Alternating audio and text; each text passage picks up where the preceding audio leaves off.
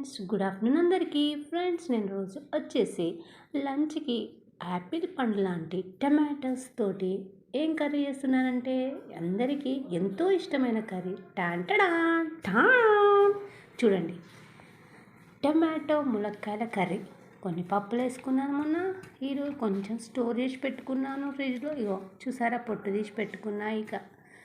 ఇక ఇప్పుడు చూడండి, దీన్ని కడిగి పెట్టుకున్నా, మరొకసారి కడుగుతాను. ఇక దీన్ని టమాటా ములక్కాయల కర్రీ చేసుకొని తింటాను. ఎంతమందికి ఇష్టం, ఎంతమందికి చెట్టు ఉన్నది, ఎవరెవరు తింటారు, ములక్కాయ ఆకులతోని పప్పులు ఎవరెవరు వేసుకుంటారు అనేది కామెంట్ రూపంలో తెలియపరచండి. ఓకేనా, మళ్ళీ కలుసుకుందామే. Bye friends.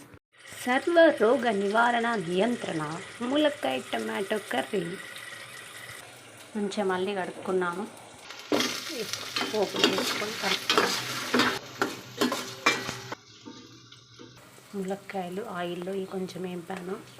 ఇప్పుడు టమాటాలు వేసుకుంటున్నాను.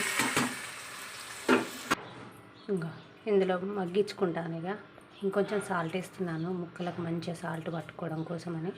ఉడికించుకుంటా, మూత పెట్టుకొని మంచిగా ఇదంతా ఈ గ్రేవ్ అంతా ఇప్పుడు టమాటాలది ములక్కాయలది అంతా మిక్స్ అయ్యి ఈ గ్రేవ్ అంతా ఇలా పట్టుకొని ఉండాలి. ఇలా మగ్గిన ఇప్పుడు కారం ఉప్పు వేసుకుంటాను. చూడండి, ఇలా కారం ఉప్పు వేసుకుంటా. కారం వేస్తున్నాను, కొంచెం పోపులో వేసాను ఉప్పు, మళ్ళీ అప్పుడు టమాటాలు వేసేటప్పుడు వేసినాను. ఇప్పుడు కొంచెం తగినంత వేస్తున్నాను. తర్వాత ఎసరు లెక్క పైన ఎసరు మూతలు ఎసరు పెట్టుకొని మూత పెట్టుకుంటాను. ఎసరు లెక్క పెట్టుకొని పైన మూతలు ఎసరు పెట్టుకొని ఉడికించుకుంటాయి. ఫస్ట్కి ఇంత ధనియాల పొడి వేసి బంద్ పెట్టుకుంటాను. ఫ్రెండ్స్, నాకు వేరే పనులు ఉన్నాయి.